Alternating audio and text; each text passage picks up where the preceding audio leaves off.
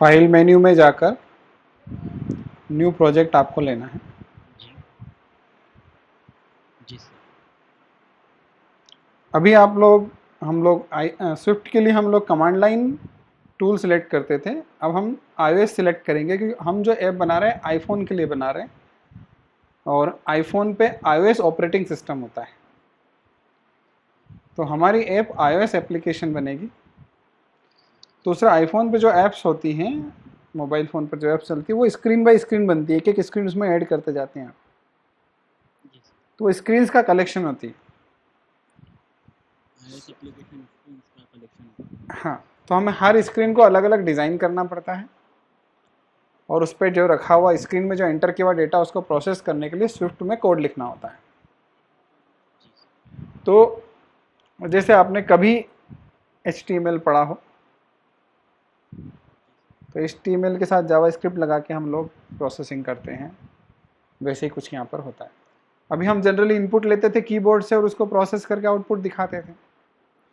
अब यहाँ इनपुट हम क्या लेंगे, यूज़र टाइप करेगा, स्क्रीन के अंदर जो बॉक्सेस होंगे उनमें टाइप करेगा और फिर उसको हम प्रोसेस करेंगे। तो चीज़ें वही हैं, लेकिन बस यूज़र इंटरफेस आपका ग्राफिकल हो गया है ना। अब टर्मिनल नहीं मिलेगा यहाँ पर, कमांड लाइन नहीं होगा यहाँ पर, यहाँ यूज़र से हम ऐसे मैसेज नहीं देंगे कि enter your this enter your this एक एक करके लेंगे, हम स्क्रीन दिखा देंगे, उसमें कहीं भी वो टाइप कर सकता है, जहाँ हम उसको सेक्शन देंगे यहाँ टाइप करना है, जी सर। फिर उसको हम प्रोसेस करेंगे। तो हमारी जो iOS एप्लीकेशन होती है वो स्क्रीन बेस्ड एप्लीकेशन होती है, इसमें एक से ज़्यादा स्क्रीन होती है। बाय डिफ़ॉल्ट हम ये ऑप्शन लेंगे सिंगल व्यू ऐप। तो सिंगल व्यू ऐप जब हम लेंगे तो इससे एक स्क्रीन बनी हुई आएगी जिसमें हम यूज़र इंटरफेस डिज़ाइन करेंगे, यूज़र से क्या पूछना है, कहाँ क्या दिखाना है, वो हम डिज़ाइन करेंगे, तो एक एम्प्टी स्क्रीन आएगी आपके सामने।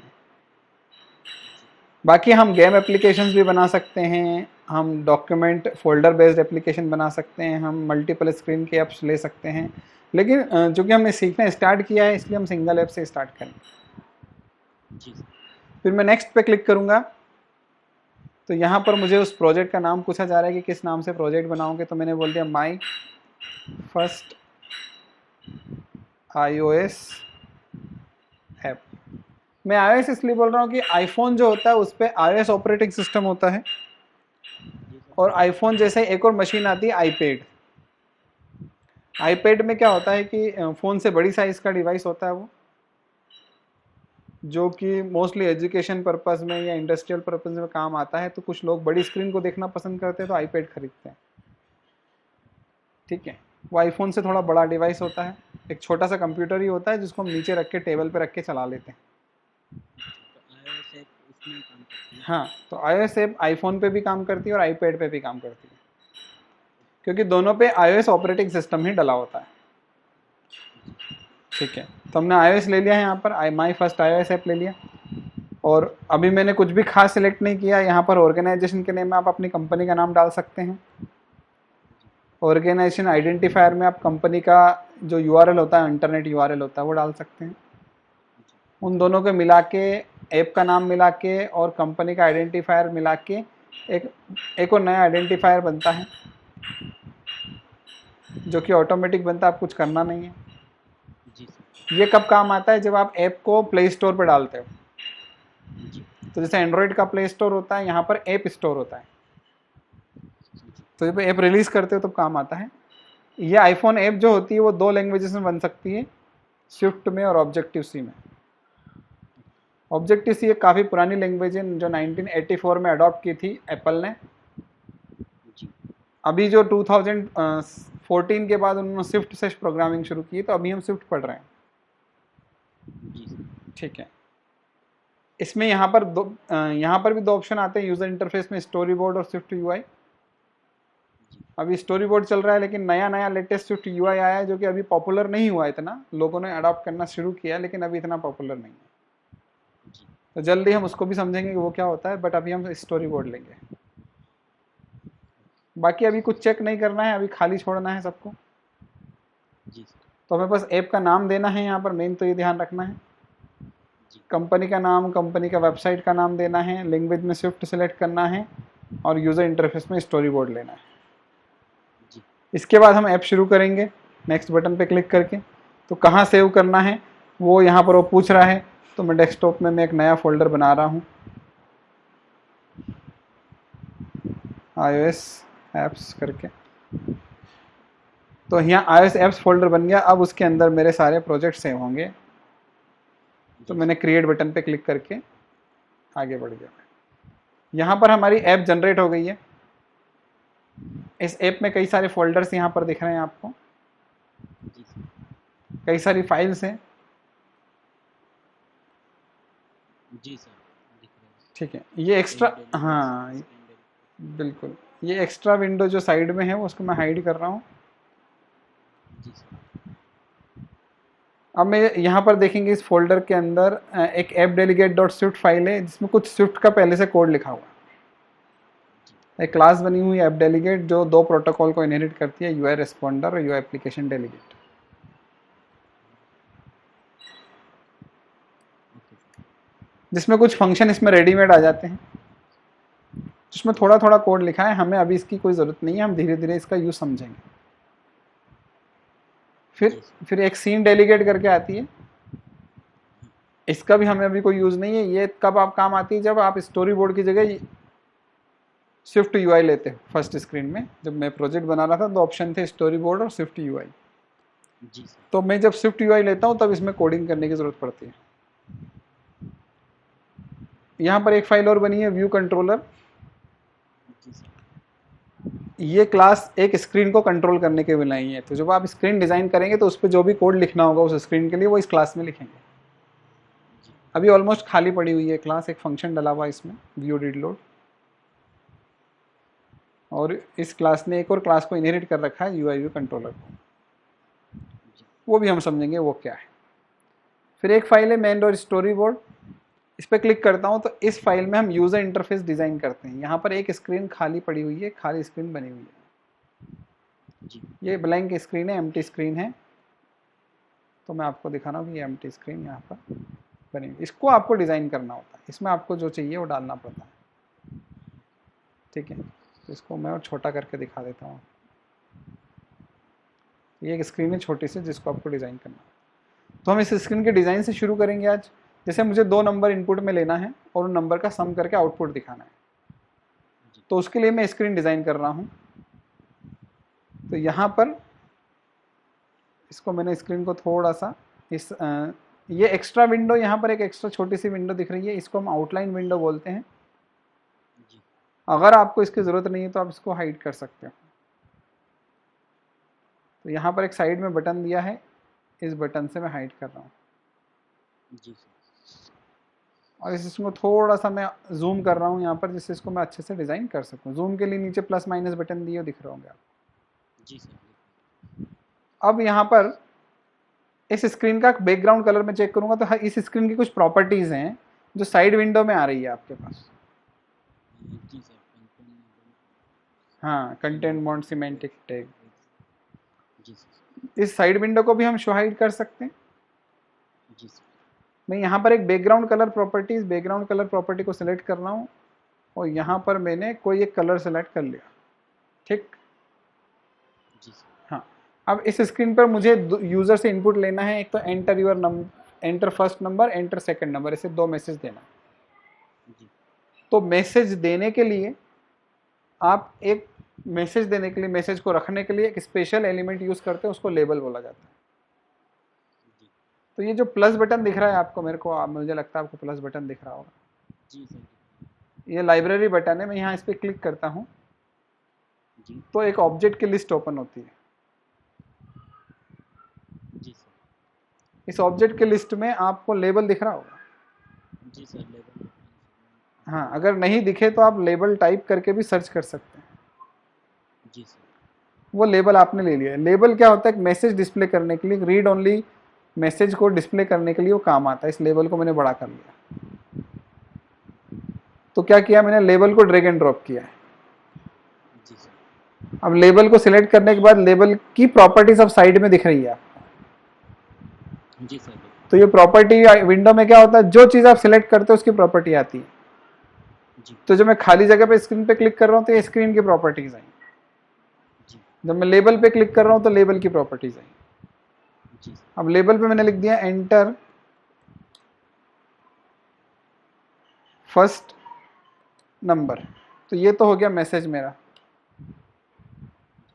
इस मैसेज का मैं फ़ॉन्ट साइज भी बढ़ा सकता हूँ यहाँ से। अब यूज़र नंबर टाइप करे तो उसको इनपुट का एक बॉक्स दिखाना पड़ेगा, तो उसके लिए मैं एक दूसरा एलिमेंट ले रहा हूँ इस प्लस बटन पे क्लिक करके लाइब्रेरी में जाके। उसके लिए मैं यहाँ पर लिखूंगा टेक्स्ट फील्ड। तो टेक्स्ट फील्ड सर्च आ रही है यहाँ पर आपको। जी सर। तो मैं टेक्स्ट फील्ड को ड्रैग कर रहा हूँ और उसको मैं छोटा बड़ा कर सकता हूँ। जी सर। बाय डिफ़ॉल्ट उसमें मैं 0 डाल रहा हूँ। तो इसको सिलेक्ट करके मैंने यहाँ पर इसके टेक्स्ट प्रॉपर्टी में आके 0 लिख दिया और एंटर प्रेस कर दिया, तो उसकी टेक्स्ट प्रॉपर्टी 0 हो गई। जी सर। अब इसका भी फ़ॉन्ट मैं बढ़ा रहा हूँ, दिख जाए आपको। हाँ सर, दिख रहा है। ठीक है, 0 की जगह आप 12 भी लिख सकते थे, 5 भी लिख सकते थे। जी सर। तो मैं बाय डिफ़ॉल्ट उसकी वैल्यू 0 रख रहा हूँ। अब मैं एक लेबल और लेता हूं, तो एक लेबल और लेने के लिए फिर से मैंने लेबल ड्रैग एंड ड्रॉप किया। तरीका समझ में आ गया लेबल कहां से आएगा? जी सर। प्लस बटन से लेबल। प्लस बटन से लेबल आ जाएगा। फिर यहां पर आपने एंटर, उसकी लेबल प्रॉपर्टी में जाके एंटर सेकंड नंबर आपने कर दिया। उसको थोड़ा बड़ा करके उसका भी फ़ॉन्ट बढ़ा दिया आपने, फ़ॉन्ट 25 तक ले गए उसके। फिर आपने एक टेक्स्ट फील्ड और ली, क्योंकि सेकंड नंबर के लिए एक टेक्स्ट फील्ड और लगेगी, तो आपने एक टेक्स्ट फील्ड और ड्रैग एंड ड्रॉप कर ली। तो ये टेक्स्ट फील्ड ऐसी जगह है जहां पर यूज़र टाइप करेगा। इसमें भी डिफ़ॉल्ट मैंने 0 रख लिया, इसका भी फ़ॉन्ट बढ़ा के मैंने 25 अराउंड कर लिया। अब मुझे अब मुझे क्या करना है, जब मैं इस ऐप को रन करूंगा तो ये दोनों ये स्क्रीन मुझे दिखेगी मोबाइल के ऊपर, और यूज़र यहाँ पर 0 की जगह कुछ और टाइप कर सकता है, यहाँ नीचे भी 0 की जगह कुछ और टाइप कर सकता है। यूज़र इनमें कुछ, जैसे एक में 12 टाइप कर दिया, एक में 14 टाइप कर दिया। अब यूज़र को मैं एक स्पेशल बटन दिखाऊंगा, उस बटन पर जैसे ही वह टच करेगा तो दोनों का सम हो जाएगा। क्योंकि अब यूज़र जनरली जब हम कमांड लाइन ऐप बनाते थे तो यूज़र नंबर जैसे टाइप करके एंटर प्रेस करता था तो रिजल्ट आता था। अब यहाँ यूज़र कहाँ एंटर प्रेस करेगा, क्योंकि यहाँ तो ऐसा कुछ है नहीं। तो हम एक स्पेशल बटन लेंगे। बटन आप समझते होंगे, वेबसाइट्स में दिखते हैं बटन, ऐप्स में बटन आते हैं वेबसाइट, तो ऐसे बटन को भी हम ले सकते हैं यहाँ से। बटन को लेके बटन के टाइटल में जाकर मैंने टाइटल प्रॉपर्टी में जाकर मैंने लिख दिया सम। उसका फ़ॉन्ट मैंने बढ़ा दिया। ठीक है। और इसका मैं बैकग्राउंड कलर भी चेंज कर सकता हूँ। इसके लिए मैं इसको सिलेक्ट करके नीचे जाऊँगा, थोड़ा सा स्क्रॉल करूँगा, प्रॉपर्टीज़ में तो एक बैकग्राउंड प्रॉपर्टी मुझे मिल रही है। इस बैकग्राउंड प्रॉपर्टी से मैंने कलर चेंज कर दिया तो थोड़ा सा बटन अच्छा दिख रहा है। अब बटन पे जैसे ही क्लिक करेगा तो इन दोनों फील्ड्स में जो यूज़र ने टाइप किया होगा उसका सम आना चाहिए। सम दिखाने के लिए मैं एक और लेबल ले रहा हूँ। ठीक है, ये लेबल ले लिया। लेबल पे मैं रिजल्ट दिखाऊंगा। रिजल्ट की अभी डिफॉल्ट वैल्यू 0 है, क्योंकि डिफॉल्ट 0 रखा हुआ है अपन ने, तो 0 + 0 सम 0 आएगा। जब यूजर डेटा चेंज कर देगा फील्ड्स के अंदर और नई वैल्यू डाल देगा, एक में 12 और एक में 14 डाल देगा, तो उसका सम जो 26 होगा वो यहाँ दिखाना पड़ेगा मुझे। तो वो सम करने का जो कोड है किसके टच पे चलेगा? वो सम के टच पे चलेगा, सम बटन के क्लिक पर चलेगा। तो ये तो हमने डिजाइन बना दी।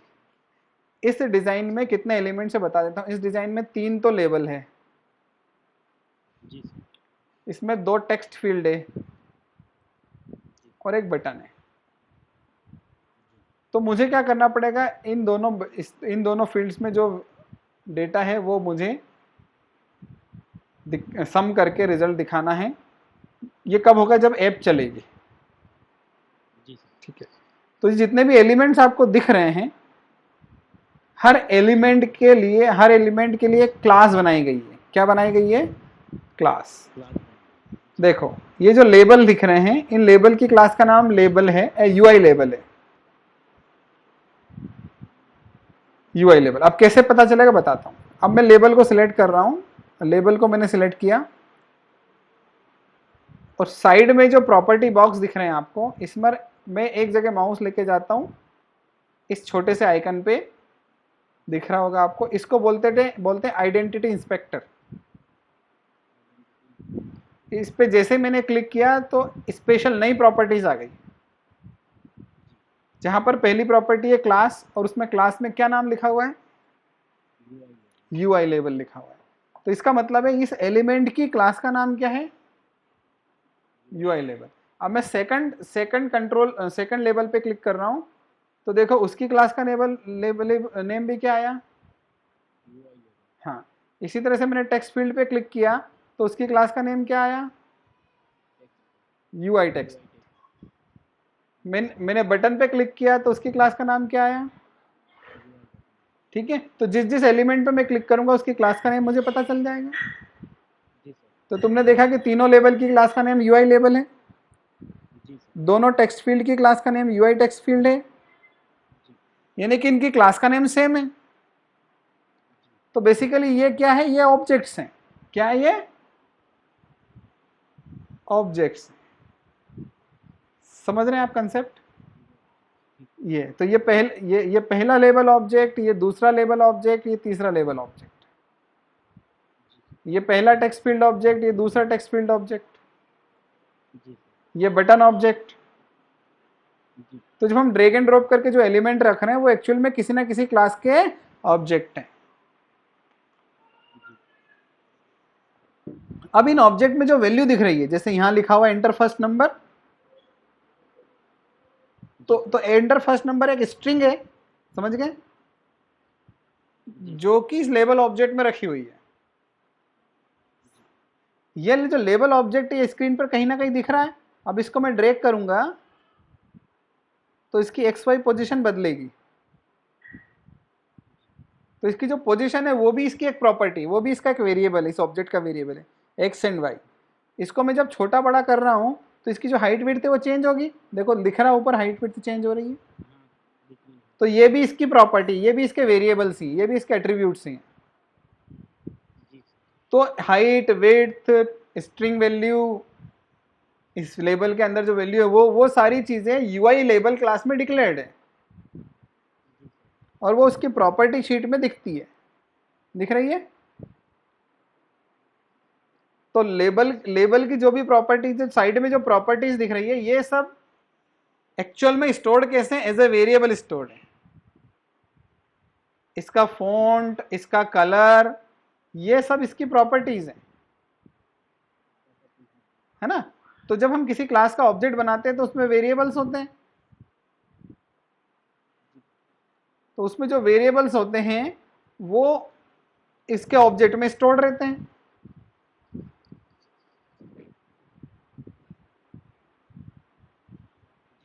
है ना। तो यहां से हमें समझ में आ रहा है कि ये जो लेबल्स हैं एक्चुअल में लेबल क्लास के ऑब्जेक्ट्स हैं, है ना। किस क्लास के ऑब्जेक्ट हैं, लेबल क्लास के ऑब्जेक्ट्स हैं, जिनकी प्रॉपर्टीज, जिनके वेरिएबल्स की हम वैल्यू सेट कर रहे हैं और कुछ नहीं कर रहे हैं। इसी तरह से ये टेक्स्ट फील्ड जो है यूआई टेक्स्ट फील्ड क्लास के ऑब्जेक्ट्स हैं, जिनके वेरिएबल में हम यहां से साइड से डेटा डाल रहे हैं।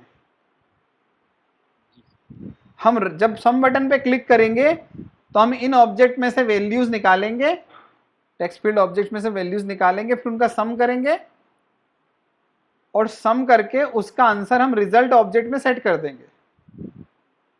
रिजल्ट भी एक लेबल ऑब्जेक्ट है, तो उसकी हम लेबल प्रॉपर्टी में सेट कर देंगे, ठीक है। तो हम इन ऑब्जेक्ट को कोड से कब एक्सेस करेंगे, किस बटन के क्लिक पर, सम बटन। अब जब भी हम किसी ऑब्जेक्ट को एक्सेस करते हैं तो ऑब्जेक्ट का रेफरेंस हमारे पास होना चाहिए।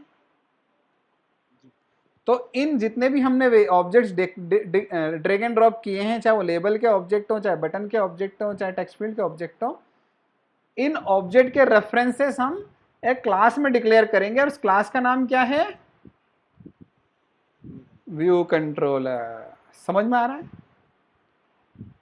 तो इस क्लास में हम उन सारे लेबल्स, बटन्स, टेक्स्ट फील्ड के वेरिएबल्स, रेफरेंसेस डिक्लेयर करेंगे। कैसे करेंगे समझाता हूं। तो ये जो स्टोरी बोर्ड है इसमें जो हमने स्क्रीन बना रखी है, इस स्क्रीन की भी एक क्लास है, समझा देता हूं मैं। तो इस स्क्रीन के मैंने इस आइकन पे क्लिक किया जिससे ये स्क्रीन सिलेक्ट हो गई, और अब इसकी मैं आइडेंटिटी प्रॉपर्टीज में जाऊंगा साइड में, तो यहां पर क्लास का नाम क्या लिखा हुआ है, तो समझ में आया कि इस स्क्रीन की क्लास का नाम क्या है। हाँ, और इसी क्लास के अंदर हमने नए ऑब्जेक्ट्स बना दिए हैं, तो ये ऑब्जेक्ट क्या हो गए, इस क्लास के डेटा मेंबर हो गए। तो ये जो 5-6 ऑब्जेक्ट हमने ड्रैग एंड ड्रॉप किए, ये एज ए प्रॉपर्टी बन गई, किस क्लास की प्रॉपर्टी बन गई, व्यू कंट्रोलर की, ठीक है। और ये प्रॉपर्टी भी किसी ना किसी क्लास के ऑब्जेक्ट है। तो वो जो 5-6 प्रॉपर्टीज हैं मैं उनको डिक्लेयर करूंगा। कैसे करूंगा, मैं एक वेरिएबल बनाऊंगा यहां पर, और उस वेरिएबल का नाम रख दिया मैंने label1, जिसका डेटा टाइप मैंने रख दिया UI लेबल। क्यों, क्योंकि पहला लेबल किस टाइप का है, UI लेबल टाइप का है। क्योंकि अभी मैंने उसको कोई ऑब्जेक्ट असाइन नहीं किया तो ऑप्शनल बना दिया। इसी तरह से एक और लेबल है, उस लेबल को भी मैंने डिक्लेयर कर दिया यहां पर। अभी मैंने ऑब्जेक्ट नहीं बनाया, अभी सिर्फ मैंने डिक्लेयर किया है। अगर आप ऑब्जेक्ट बनाते तो आप कैसे लिख सकते थे, UI लेबल, और उसका डिफॉल्ट इनिशियलाइजर कॉल कर सकते थे। पर आपने ऑब्जेक्ट बनाया नहीं, क्योंकि ऑब्जेक्ट तो ऑलरेडी आपने ड्रैग एंड ड्रॉप कर रखा है, इसलिए आप उसको रेफरेंस को ऑप्शनल बना के रखोगे और फ्यूचर में आप उससे कनेक्ट करोगे। तो अभी सिर्फ रेफरेंस बना के रख ली। इसी तरह से डॉट एक्स फील्ड है, तो एक फील्ड, अच्छा 3 लेवल है हमारे पास है, एक रिजल्ट का भी है, तो एक लेबल 3 भी बना दिया मैंने। एक वेरिएबल मैंने बनाया फील्ड, दोनों फील्ड के लिए लेबल बनाया था, तो फील्ड 1, और वो किस टाइप का है, UI टेक्स्ट फील्ड। मैंने इन सब की क्लासेस बताई थी आपको कि इनकी क्लासेस का क्या नाम है ना। हाँ, जैसे मैंने स्टोरी बोर्ड पे जाके आपको बताया था कि ये जो लेबल है उसकी क्लास का नाम है UI label, UI text field, UI button. तो हम उन रेफरेंसेस को भी उसी टाइप का बना रहे हैं।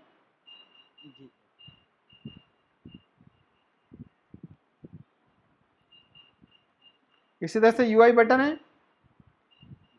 तो बटन 1, एक ही बटन है, उसका नाम बटन 1 रख लिया, और उसकी क्लास का नाम क्या है, बिल्कुल। तो हमने क्या किया कि यहां पर वो रेफरेंसेस बना लिए, अभी ऑब्जेक्ट नहीं बनाए। ऑब्जेक्ट इसलिए नहीं बनाए तो क्योंकि ऑब्जेक्ट तो हमने स्क्रीन पर ड्रैग एंड ड्रॉप कर ही दिए ना ऑलरेडी। तो जब ऐप चलेगी तो ऑब्जेक्ट तो अपने आप बने बने मिलेंगे आपको। तो उन ऑब्जेक्ट को हम एक्सेस किसके थ्रू करेंगे, इन्हीं रेफरेंसेस के थ्रू एक्सेस करेंगे।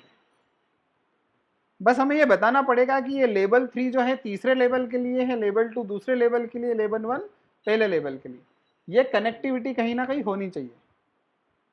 तो ऐसी कनेक्टिविटी करने के लिए आप इन वेरिएबल के सामने @IB आउटलेट लिखते हो। क्या लिखते हो, ऐसा लिखने से इस वेरिएबल के आगे एक एम्प्टी सर्कल आ जाता है, ठीक है। ऐसा मैं उन सभी वेरिएबल के सामने लिखूंगा जिनको मैंने यूजर इंटरफेस पर डिक्लेयर कर लिया है, जिनको मैंने ड्रैग एंड ड्रॉप करके बना लिया। उन सभी वेरिएबल्स के लिए मैं @IB आउटलेट लगाऊंगा, ठीक है। ऐसा कर दिया मैंने। अब मैं क्या करूंगा, इन लेबल्स को उन स्क्रीन पे डिजाइंड एलिमेंट से कनेक्ट कर दूंगा, इन रेफरेंसेस को उन स्क्रीन पे डिजाइंड एलिमेंट से कनेक्ट कर दूंगा। उसके लिए क्या करूंगा, मैं इस स्क्रीन पे जाऊंगा, और मैंने आपको बताया था कि आउटलाइन विंडो होती है साइड में एक, वो कहां से आती है, नीचे एक आइकन बना हुआ है आउटलाइन का, डॉक्यूमेंट आउटलाइन का दिख रहा होगा आपको। इस पे मैंने क्लिक किया तो वो विंडो सामने आ गई। यहां आपको दिख रहा होगा कि ये स्क्रीन है, ये पूरी स्क्रीन जो है इसको हम व्यू कंट्रोलर बोलते हैं। इस स्क्रीन के अंदर जितने भी एलिमेंट्स हैं उनका एक स्पेशल कंटेनर है, उस स्पेशल कंटेनर को क्या बोलते हैं, व्यू, जो कि स्क्रीन के एरिया को रिप्रेजेंट करता है। तो स्क्रीन के पूरे एरिया को किससे रिप्रेजेंट किया जाता है, व्यू से। उसके अंदर जो एलिमेंट्स हैं हर एक के एक एक नाम है, एक लेबल है, एक फील्ड है जिसपे 0 लिखा है, एक लेबल और है जिसपे एंटर सेकंड नंबर लिखा है, एक और फील्ड है जिसपे 0 है, एक बटन है जिसपे सम है, एक और लेबल है जिसपे रिजल्ट इक्वल टू 0 है। तो ये जो सारे एलिमेंट्स है ये किसका पार्ट है? व्यू का। और व्यू किसका पार्ट है? ठीक है, सो समझ लेना, व्यू कंट्रोलर पूरी स्क्रीन को बोला जाता है, उसके अंदर जो स्क्रीन का कंटेनर है उसको व्यू बोला जाता है, और उसके अंदर एलिमेंट्स हैं। अब आप क्या करेंगे, इस व्यू कंट्रोलर जो लिखा हुआ है इस पे राइट क्लिक करेंगे। क्या करेंगे? राइट क्लिक करेंगे तो एक छोटी सी विंडो आ जाती है। इस विंडो में वो वेरिएबल्स आ जाते हैं जो आपने अभी अभी बनाए थे। तो दिख रहे हैं, आउटलेट वेरिएबल दिख रहे हैं, जी सर, है ना। अब आपको क्या करना है, आपको बस ये बताना है कि ये बटन कहां पर बना है, ये बताना है आपको। तो आप बटन के सामने जो एम्प्टी सर्कल दिख रहा है उस एम्प्टी सर्कल को ड्रैग करेंगे, ध्यान रखना ड्रैग करेंगे, और बटन पर ले जाके छोड़ देंगे। ध्यान रखना बटन पर छोड़ना है और दूसरे के नहीं छोड़ना है। तो जब आप बटन पे छोड़ देंगे तो वो बटन जो होगा इस रेफरेंस वेरिएबल से कनेक्ट हो जाएगा। तो आपको बटन का ऑब्जेक्ट खुद से बनाने की जरूरत नहीं है। हाँ, जब ये ऐप चलेगा तो ये जो बटन जब ये बटन स्क्रीन पे यूजर को दिखेगा तो ये बटन कोड में किसके नाम से एक्सेस होगा? बटन 1 के नाम से एक्सेस होगा। इसी तरह से जो फील्ड 1 है उस फील्ड 1 के सामने जो सर्कल है उसको क्लिक करके ड्रैग करके पहले एलिमेंट पे, पहली फील्ड पे ड्रैग कर देंगे। तो वो फील्ड 1 इस बटन, इस पहली फील्ड को रिप्रेजेंट करेगी। इसी तरह से फील्ड 2 को कनेक्ट कर देते हैं, लेबल 1 को कनेक्ट कर देते हैं, लेबल 2 को कनेक्ट कर देते हैं, लेबल 3 को कनेक्ट कर देते हैं। इतना काम आपका हो गया। तो सारे एलिमेंट्स कनेक्ट हो गए। तो ये आपको इस तरह से इन जो भी आपने ड्रैग एंड ड्रॉप किया उनके पहले रेफरेंस बनाओ और रेफरेंस को ऑब्जेक्ट से कनेक्ट कर दो। तो आपको खुद से इनके ऑब्जेक्ट मैन्युअली बनाने, इनिशियलाइजर कॉल करके ऑब्जेक्ट बनाने की जरूरत नहीं रही है। अब आपकी ऑटोमेटिक बन गया, ऑटोमेटिक कनेक्ट होगा। अब इस विंडो को मैं बंद कर रहा हूं जो छोटी विंडो है, ठीक है। अब मैं क्या कर रहा हूं, व्यू कंट्रोलर में एक लाइन का कोड लिख रहा हूं। जब ये ऐप चलेगी तो स्क्रीन दिखेगी। तो हमारी ऐप में एक ही स्क्रीन है, ये स्क्रीन यूजर को दिखने लगेगी। इस स्क्रीन की भी एक क्लास है, मैंने बताया था इस स्क्रीन की भी एक क्लास है जो साइड में मैंने प्रॉपर्टी शीट में बताया था। कौन सी क्लास है? View control. तो ये व्यू कंट्रोलर क्लास का कोड अपने आप चलेगा, इसमें सारे वेरिएबल्स बन जाएंगे और सारे वेरिएबल एक्चुअल ऑब्जेक्ट जो हमने स्क्रीन पे बनाए थे उनसे कनेक्ट हो जाएंगे। उसके बाद सबसे पहला जो फंक्शन इसके अंदर बना हुआ है व्यू डिड लोड, ये फंक्शन अपने आप चलेगा, इसको कॉल नहीं करना पड़ेगा। जैसे कि आपने सी लैंग्वेज, अदर लैंग्वेजेस में मेन फंक्शन देखा होगा, जावा में मेन फंक्शन देखा होगा, other programming language main function होता है जो अपने आप चलता है, पहले ऐप चलाते से ही चलता है। तो ये समझ लीजिए कि ये व्यू डिड लोड फंक्शन भी एक तरह के हर स्क्रीन में एक मेन फंक्शन होता है, वैसा ही एक मेन फंक्शन है। इसमें अगर मैं प्रिंट, हाँ सबसे पहले यही चलेगा, ठीक है। इस फंक्शन में मैंने लिख दिया हेलो माई फर्स्ट ऐप, ठीक है। अब ये ऐप मैंने बना तो ली है, लेकिन ये ऐप कमांड लाइन ऐप नहीं है। अगर इस ऐप को मैं रन करूंगा यहां से तो ये ऐप का आउटपुट आपको दिखेगा तो सही, लेकिन ऐप चलेगी कहां, क्योंकि तो स्क्रीन बेस्ड ऐप है। तो इस ऐप को रन करने के लिए आपको आईफोन की जरूरत पड़ेगी, क्योंकि ये मैक ओएस की ऐप नहीं है, ये आईफोन ऐप की ऐप, आईफोन डिवाइस की ऐप है। अगर आपके पास रियल फोन है तो उसको आप कनेक्ट कर सकते हो इस मशीन से यूएसबी पोर्ट पे, ठीक है। और यूएसबी पोर्ट पे कनेक्ट कर सकते हो, और आपको वो लिस्ट में जब कनेक्शन होगा तो कुछ प्रॉम्प्ट आएगा कि कनेक्ट करना चाहते हो, ट्रस्ट करना चाहते हो, ऐसा कुछ मैसेजेस आएंगे, आप ओके ओके कर दोगे तो कनेक्ट हो जाएगा। फिर यहाँ पर एक साइड में एक लिस्ट दिख रही है, my first iOS app iPhone 11 ऐसा कुछ लिखा हुआ है। इस लिस्ट पे जब मैं क्लिक करता हूं तो यहाँ पर उस डिवाइस, उस फोन का नाम आ जाता है। अभी तो नो डिवाइस लिखा हुआ है ना, यहाँ पर उस फोन का नाम आ जाता है। मेरे पास एक आईफोन रखा हुआ है, ठीक है, मेरे पास खुद के पास एक आईफोन है, तो मैं उसको अभी कनेक्ट कर रहा हूं यहाँ पर थोड़ी देर के लिए। अभी मैं दिखा नहीं पा रहा हूं लेकिन मैं आपको समझा रहा हूं। जैसे मैंने कनेक्ट किया तो मेरे आईफोन पे एक मैसेज आया कि आप इसको ट्रस्ट करना चाह रहे हो क्या। जैसे मैं उसको कनेक्ट किया तो मुझे ट्रस्ट करने को बोल रहा है, मैंने ट्रस्ट बटन पे क्लिक कर दिया। जब मैंने ट्रस्ट कर दिया तो थोड़ी देर में क्या होगा कि वो डिवाइस यहां पर कनेक्ट हो जाएगा। मैं फिर से यहां पर क्लिक कर रहा हूं तो अब देखो फोन का नाम आ गया यहां पर, जी सर। अमित आईफोन लिखा हुआ आ रहा है। जी सर। हाँ, तो मैं इसको फोन पे भी चला सकता हूं, लेकिन आपको चूंकि आपके पास फोन नहीं है तो कैसे चलाएंगे। तो आईफोन नहीं तो आप क्या करेंगे कि आप वर्चुअल फोन भी बना सकते हैं, एक सिमुलेटर, एक वर्चुअल सिमुलेटर बना सकते हैं, वर्चुअल फोन इसी मशीन में बना सकते हैं। जी और आईफोन के कौन से वर्जन को वर्चुअल फोन बनाना है उसकी लिस्ट यहां पर दी हुई है। तो मैंने यहां से सिलेक्ट किया आईफोन 11 प्रो मैक्स, आईफोन का 11 प्रो मैक्स वर्जन आता है, उसको मैंने सिलेक्ट कर लिया। जिससे क्या होगा कि वर्चुअली फोन आपकी इसी मशीन में चलेगा। अब मैं क्या कर रहा हूं, बस सिलेक्ट करने के बाद मैंने रन बटन पे क्लिक किया। जब मैं रन बटन पे क्लिक करूंगा तो रन ऑप्शन आएगा। जब रन ऑप्शन आएगा तो ये कंपाइल हो जाएगी पूरी ऐप। पूरी ऐप कंपाइल होगी, कंपाइल होकर इसका बाइनरी कोड बनेगा और बाइनरी कोड इसका उस वर्चुअल फोन पे चला जाएगा। थोड़ी देर में वो वर्चुअल फोन स्टार्ट हो जाएगा और इसी मशीन पे, इसी मेरे मैक मशीन पे, इसी मेरे मैक लैपटॉप पर वो चलेगा।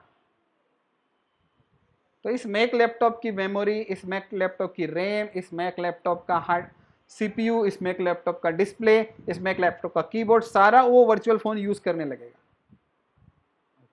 तो इसका मतलब इसी मशीन पर दो ऑपरेटिंग सिस्टम चलेंगे, एक तो मेरा मैक ऑपरेटिंग सिस्टम चल रहा है और एक फोन चलना शुरू हो जाएगा।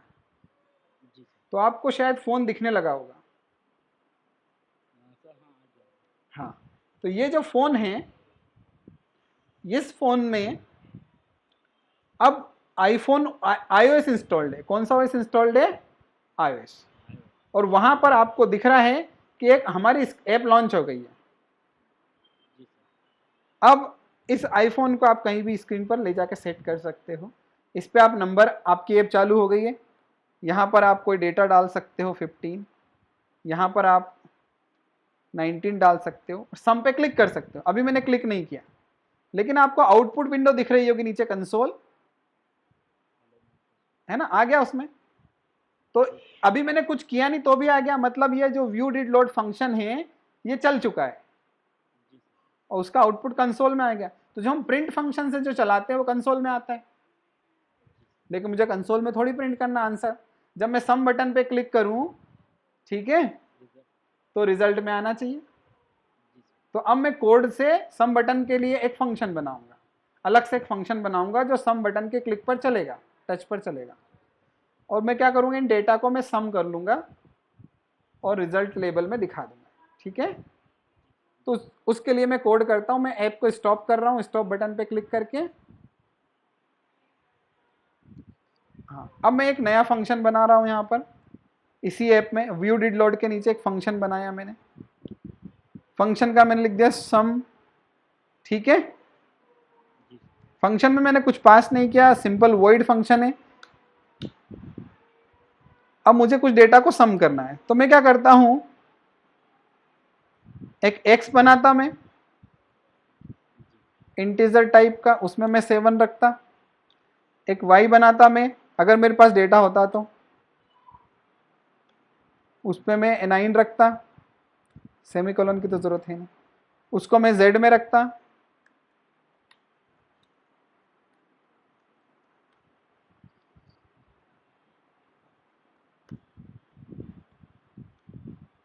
और इसको मैं सम करता।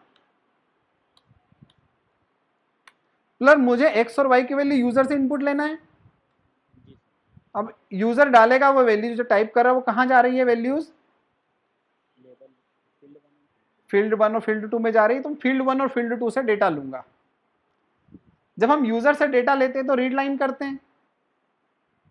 अब रीड लाइन की जगह मुझे फील्ड से लेना है, तो जो फील्ड में यूजर ने टाइप किया है तो मैं फील्ड से लूंगा। तो फील्ड मैंने ऑप्शनल टाइप बनाई थी, आपने देखा होगा। तो सबसे पहले तो मुझे इन्हें अनरैप करना पड़ेगा, तो मैंने अनरैप का सिंबल यूज किया, फिर डॉट लगाया और इसमें एक टेक्स्ट प्रॉपर्टी है। अब टेक्स्ट प्रॉपर्टी का डेटा टाइप क्या है? स्ट्रिंग है, दिख रहा है। तो जब भी हम फील्ड से डेटा निकालते हैं तो वो कौन सी प्रॉपर्टी से मिलता है? टेक्स्ट प्रॉपर्टी से। और वो किस टाइप का मिलता है? स्ट्रिंग टाइप का। ये वैसे ही जैसे हम जब रीड लाइन से निकालते हैं तो भी स्ट्रिंग मिलती है, फिर हम उसको कन्वर्ट करते हैं, है ना। तो अभी ऑप्शनल स्ट्रिंग मिल रही थी, तो सबसे पहले इसको मैं अनरैप कर लूं और फिर इसको मैं किस में कन्वर्ट कर लूं? इंट में कन्वर्ट कर लेता हूं। और इंट में कन्वर्ट करके फिर से अनरैप करूंगा, क्योंकि जब कन्वर्ट करते हैं तो फिर भी ऑप्शनल टाइप आता है। और इसको मैं एक्स में रख लेता हूं, क्योंकि एक्स मेरा इंटीजर टाइप है। सेम का सेम केस में वाई के लिए करता हूं, दूसरी फील्ड से निकाल लेता हूं, वाई में रख लेता हूं।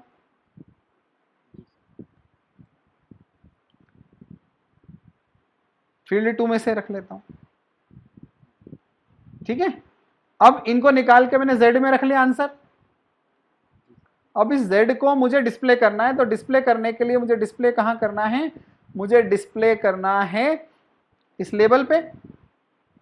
इस लेबल का नाम है लेबल 3। तो मैं इस आउटपुट को, चूंकि लेबल फिर से स्ट्रिंग को स्टोर करता है, जो लेबल 3 है उसमें जब डेटा डालूंगा तो उसमें भी एक टेक्स्ट प्रॉपर्टी है जिसमें डेटा स्टोर होता है लेबल में, उसका डेटा टाइप भी स्ट्रिंग है। तो उसमें मैं कोई मैसेज डाल सकता हूं, जैसे मैंने लिख दिया रिजल्ट इक्वल टू, लेकिन रिजल्ट मेरा z में है। तो जब किसी स्ट्रिंग में आप किसी वेरिएबल को डालते हो तो उसमें एम्बेड करने के लिए आप स्लैश ब्रैकेट का यूज करके उसमें वेरिएबल को इंसर्ट कर सकते हैं। तो ये स्ट्रिंग में अगर रिजल्ट इक्वल टू लिख दिया मैंने, लेकिन रिजल्ट के साथ रिजल्ट का आंसर भी आना चाहिए, रिजल्ट भी दिखना चाहिए। तो ये z मुझे डिस्प्ले करना है। अब z को मैं डायरेक्ट असाइन इसलिए नहीं कर सकता था क्योंकि z इंटीजर टाइप का है, लेबल क्या स्ट्रिंग टाइप का है, तो मैं इंटीजर से स्ट्रिंग में डायरेक्ट असाइन नहीं कर सकता। तो मैं एक स्ट्रिंग बनाऊंगा और स्ट्रिंग में बीच में मैं किसको इंसर्ट कर दूंगा? z को। तो किसी स्ट्रिंग में z को इंसर्ट, किसी वेरिएबल को इंसर्ट करने के लिए स्लैश ब्रैकेट का यूज किया जाता है, ठीक है। इतना हमने लिख दिया। अब ये सम फंक्शन कब चलना चाहिए? बटन के टच करने पे। तो ऐसा कोड जो बटन के क्लिक पर चले उसके लिए हम उस फंक्शन के आगे @ib एक्शन लिखते हैं, ये समझना है। क्योंकि हम फंक्शन को खुद से कॉल नहीं कर रहे, वो तब चले जब बटन पे एक्शन हो, बटन पे कुछ काम हो, बटन पे टच हो। तो ऐसे फंक्शन के आगे हमें क्या लिखना रहता है? ib action. अब इस फंक्शन को कब चलाना है? सम बटन पे नहीं चलाना है। तो उसके लिए मैं स्टोरी बोर्ड में जाऊंगा और जैसा मैंने पहले किया था, व्यू कंट्रोलर पे मैंने राइट क्लिक किया था। तो अब आप सबसे नीचे जाके देखो, राइट क्लिक करने पे जो विंडो आई है उसमें सबसे नीचे जाके देखो सम लिखा हुआ है। ये उस फंक्शन का नाम है जिसके आगे ib एक्शन हमने लिख दिया था। इस फंक्शन के आगे जो एम्प्टी सर्कल है इसको मैं ड्रैग कर रहा हूं और ड्रैग करके उस सम बटन पे छोड़ूंगा। जब सम बटन पे मैं छोड़ूंगा तो मेरे पास ऑप्शंस आएंगे। इन ऑप्शन में से हमें सिलेक्ट करना है टच अप इनसाइड, क्योंकि इस बटन पे क्या करने पे फंक्शन चलना चाहिए वो ऑप्शन पूछ रहा है आपसे। इस बटन की वैल्यू चेंज होने पे, इस बटन पे ड्रैग करने पे, इस बटन पे ड्रैग टच हटाने पर, तो हमने बोला इस बटन पे सिंपल टच हो तब चलाना है, इसलिए क्या सिलेक्ट करना है, टच अप इनसाइड। अब इससे क्या हुआ कि ये जो फंक्शन है इस बटन के साथ जुड़ गया, जब भी बटन पे टच होगा तो ये फंक्शन अपने आप चलेगा। तो अब मैं इस विंडो को क्लोज कर रहा हूं जिससे मैंने कनेक्ट कर दिया। अब मैं इसको रन कर रहा हूं फिर से ऐप को, आपको यहां पर दिखाई देगा।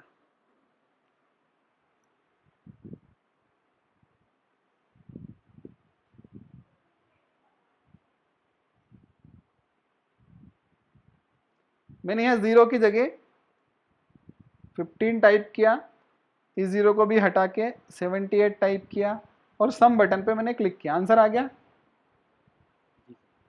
फिर मैंने यहां पर 14 टाइप किया, यहां पर 11 टाइप किया, फिर सम पे क्लिक किया, फिर आंसर आ गया। तो ये बहुत सिंपल तरीका मैंने बताया कि कैसे हम एक छोटा सा ऐप बना सकते हैं, क्योंकि सब कुछ बना बनाया है यहाँ पर, है ना। हमें बस उसको सही जगह रखना है और हमें सही कोड लिखना है। ठीक है, तो आज हमने बेसिक आइडिया लिया ऐप बनाने का। हमें बस इसमें सीखना है कि जो भी हम ड्रैग एंड ड्रॉप से बनाते हैं वो सब किसी ना किसी क्लास के ऑब्जेक्ट होते हैं। तो यहाँ फुल्ली ऑब्जेक्ट ओरिएंटेड प्रोग्रामिंग है। कल हम सीखेंगे कि खुद से नया स्क्रीन कैसे जोड़ेंगे, और जितने एलिमेंट्स है, रेडियो बटन, चेकबॉक्स जैसे कुछ एलिमेंट्स हैं यहाँ पर, एग्जैक्टली वो तो नहीं है, बड़ी ज़्यादा एलिमेंट डेटा रखने के लिए बड़े एलिमेंट्स हैं यहाँ पर, मल्टीपल डेटा के लिए पिकर्स हैं यहाँ पर, टेबल्स भी, बहुत सारे तरह के एलिमेंट्स हैं यहाँ पर। इमेजेस कैसे रखेंगे वो भी हम सीखेंगे। तो बहुत तरह के एलिमेंट 1 बाय हम सीखेंगे। अभी मैंने थ्योरी कुछ नहीं बताई आपको, कल, हाँ कल इससे रिलेटेड थ्योरी बताऊंगा मैं, क्योंकि आज मैं सिर्फ एक बेसिक आइडिया देना चाह रहा था आपको ऐप डेवलपमेंट का। तो आज हमारा फर्स्ट ऐप कैसे डेवलप करते हैं वो हमने सीखा, how to develop the first app. तो हम